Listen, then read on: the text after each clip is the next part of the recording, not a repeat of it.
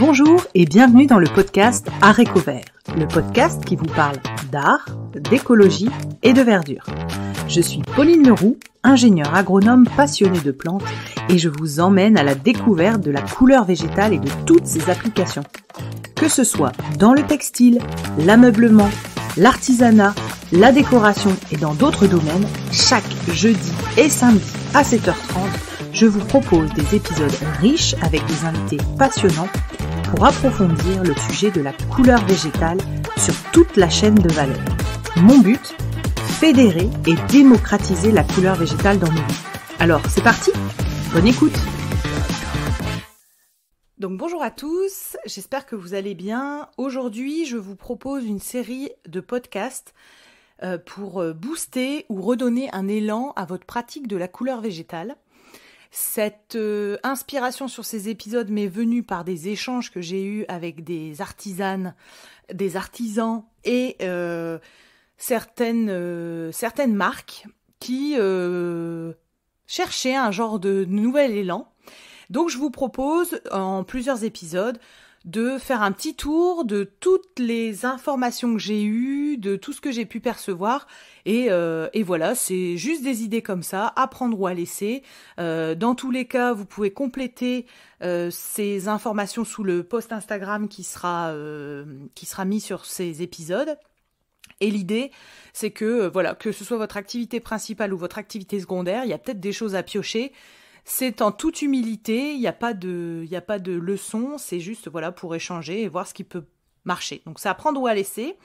Donc faites-vous un petit thé, un petit café. Voilà, c'est l'été, c'est l'occasion de faire un petit point sur sa pratique. Alors premièrement, on va voir comment se motiver à pratiquer, parce que des fois, il faut se l'avouer, on n'a pas envie de passer à l'atelier ou on trouve pas le temps de s'y mettre.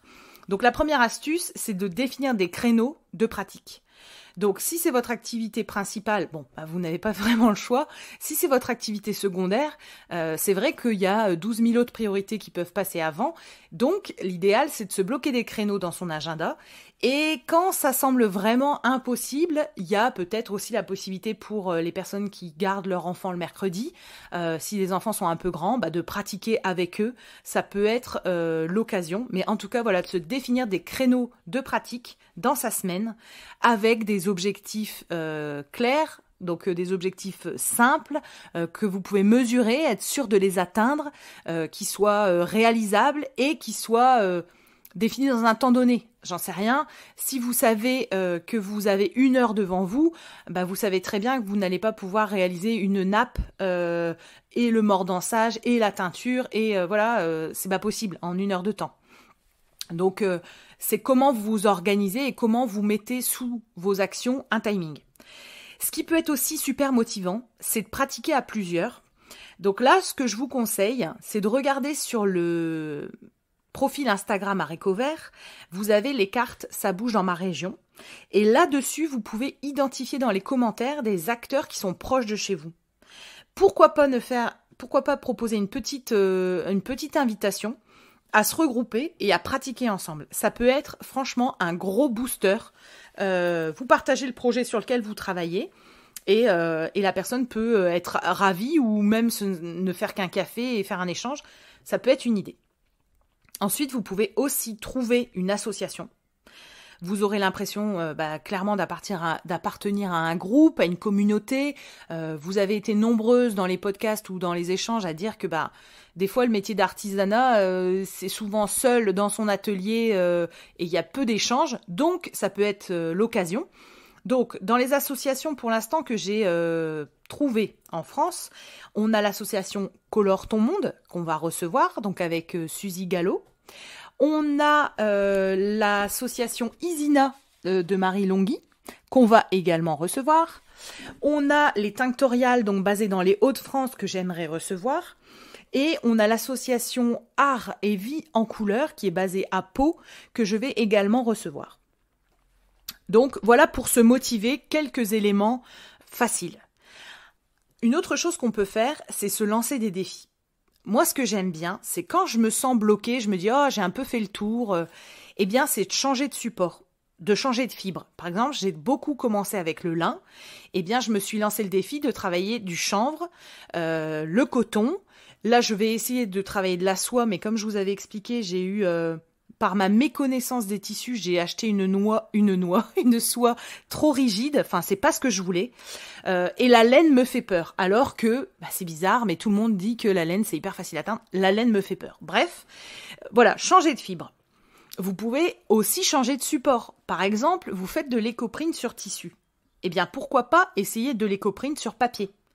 Vous faites de la teinture végétale, pourquoi pas essayer, avec la fin de vos bains, de faire de la coloration de papier.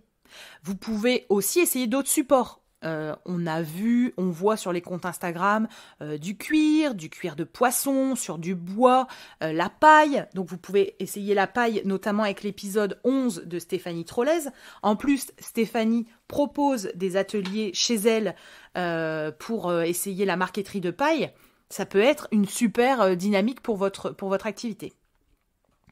Ensuite, vous pouvez aussi changer d'approche, c'est-à-dire moi, j'ai commencé avec les extraits de plantes, parce que c'est comme ça que j'ai appris quand je suis allée chez Michel Garcia. Mais je sais, par exemple, qu'en lisant des bouquins, par exemple le bouquin de Céline Philippe, qu'elle ne teint qu'avec les plantes fraîches. Dorian Chagot-Manzuy, c'est pareil. On a des exemples d'Abigail Booth en Angleterre, c'est pareil. Donc on peut teindre avec un autre support, enfin une autre matière. Donc si vous faites de l'extrait, essayez les plantes fraîches. Si vous faites des plantes fraîches, essayez les plantes séchées, les extraits, etc. Pour redonner un élan. Des fois, ça fait des déclics et c'est intéressant de découvrir des autres pratiques. Vous pouvez aussi changer de plante. Par exemple, quand moi je suis sortie de la formation, j'avais pris quelques extraits de plantes. Je les ai testés entre elles, combinées, nuancées, avec des concentrations différentes. Ok. Au bout d'un moment, on a fait le tour. Et ben, je me dis, tiens, je vais changer de plante. Je vais essayer d'en découvrir des nouvelles. Si votre démarche, elle est plante locale, vous trouvez des plantes plutôt locales en extrait, en plante fraîche ou en plante sèche. Et si votre démarche, elle est vraiment dans la découverte, vous pouvez vous tourner vers des plantes exotiques. Ensuite, vous pouvez tester des nouveaux mordants, les biomordants, donc qui sont abordés dans plusieurs bouquins. Donc biomordant, c'est comment on mordance avec autre chose que la lin. Ça peut être des essais intéressants pour, pareil, découvrir d'autres choses. Ensuite, vous pouvez tester une autre application de la couleur végétale. C'est-à-dire, vous faites de la teinture, vous pouvez très bien découvrir l'impression textile, vous pouvez très bien découvrir la fabrication de beaux-arts, donc faire l'aquarelle, faire vos craies grasses, etc. C'est une autre approche, mais ça vous apprend autre chose et ça peut vous faire prendre du recul sur votre pratique. C'est toujours dynamisant, je trouve, d'essayer d'autres choses.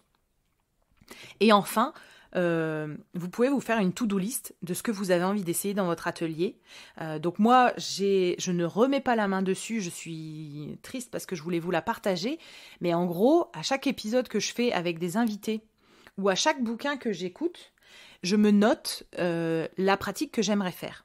Par exemple, je voudrais tester l'encre végétale à base de feuilles de ronces dont a parlé Elisabeth Dumont dans son épisode. Je pense que c'est l'épisode 28. Je voudrais tester l'écoprint que Besté Bonnard a partagé sur l'eucalyptus, donc dans son épisode 16, pour me lancer dans l'écoprint et comprendre encore différemment les choses. J'aimerais m'essayer à l'impression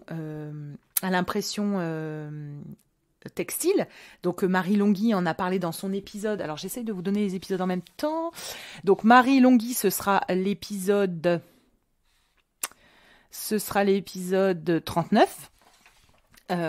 Donc essayez ça. J'aimerais essayer le bogolan. J'aimerais essayer les motifs à réserve avec l'impression au mordant. J'aimerais essayer les shibori avec les... Alors, je n'ai pas le nom technique, mais avec les coutures. Couleur Garance m'a parlé d'une pâte de réserve à base de riz, il me semble. Il y a un nom technique que je n'ai pas. Mais voilà, en fait, tout ça, ça a titillé ma curiosité. et je me l'écris dans ma to-do list en me disant « Tiens, ça j'aimerais bien explorer ». Dans le prochain épisode, nous verrons comment se former et s'informer. Je vous invite à aller consulter les autres épisodes Zoom ou les épisodes avec les invités et aller sur la page Instagram Arecovert, ARTECOVERT, pour y retrouver et deviner les futurs invités du podcast, mais notamment retrouver des sources écrites de tout ce que nous abordons dans les épisodes Zoom.